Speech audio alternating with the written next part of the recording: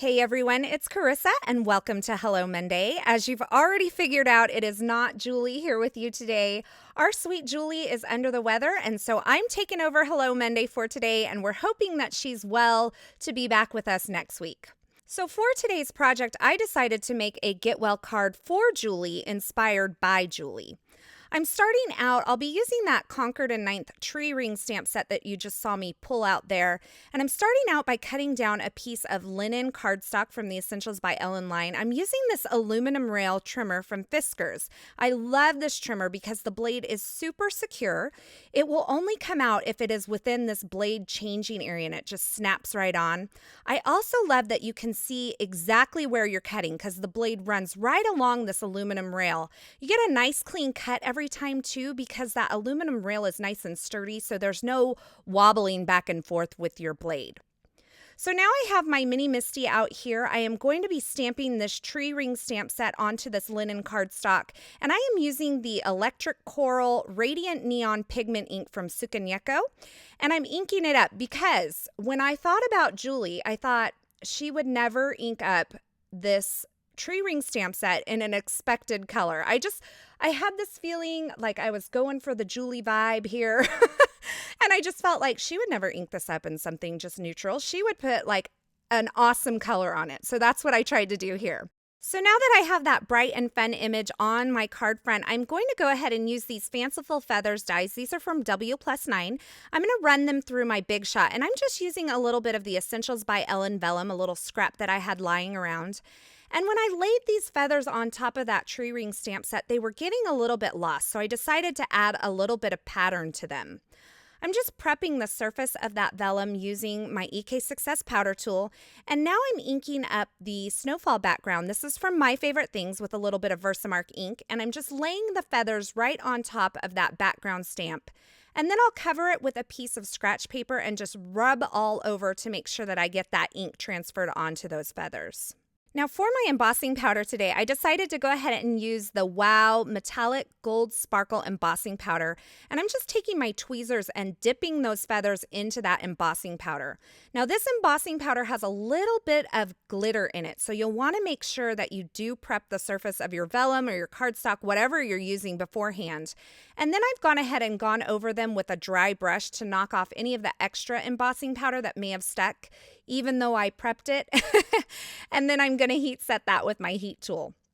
Now I still felt like those needed a little bit more definition, so I'm just taking my Delicata Golden Glitz pigment ink and just tapping it around the edge of those feathers just to give them a little definition, kind of a little shadow around the edge of those. And then I'm using my Dymo embossing label maker. Julie loves these things. You know that, right? And I'm just spelling out get well. For the rest of my sentiment, I'm going to be using this Wishes die. This is from the Merry & Bright die set. It's an Essentials by Ellen product, and it's really a Christmas-themed die set, but this Wishes die that's in here, it can really be used all year round. You could do birthday wishes. I'm doing get well wishes, and you can see me running it through my Big Shot here. I'm cutting it from some Licorice Twist cardstock, and I did use my precision base plate to make sure I got a nice clean cut with that intricate die. So now I'm going to gather my feathers together. I've used a little Zig 2-way glue pen to hold together those first two feathers.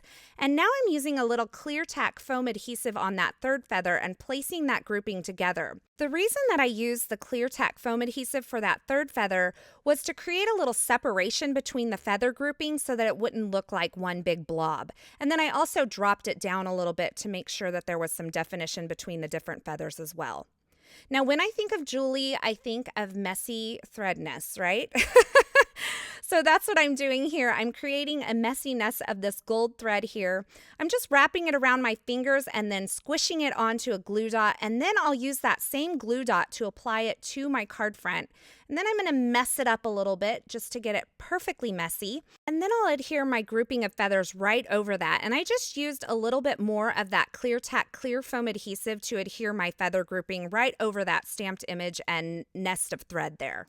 Now it's time to kind of go ahead and put together my greeting here.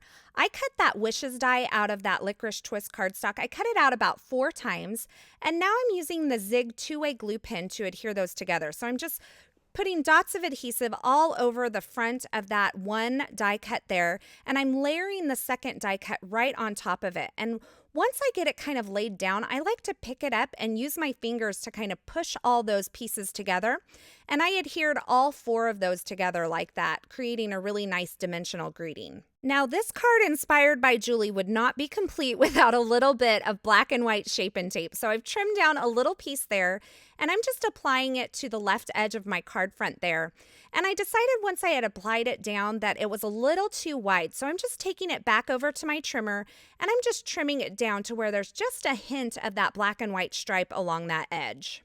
Now, this did end up leaving me with a card front that's a little bit narrower than a standard card front might be, but I'm going to compensate for that by trimming down my card base. So now I'm just applying my Get Well portion of my greeting with a little bit of foam adhesive onto my card front. I've just butted up against the edge of that shape and tape that I've applied.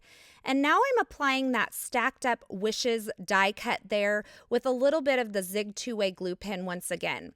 And I'm just using my tweezers to get it positioned just where I want it. So a lot of times I don't like to mess with the little dot or the tittle above the eye. I just think it's super annoying.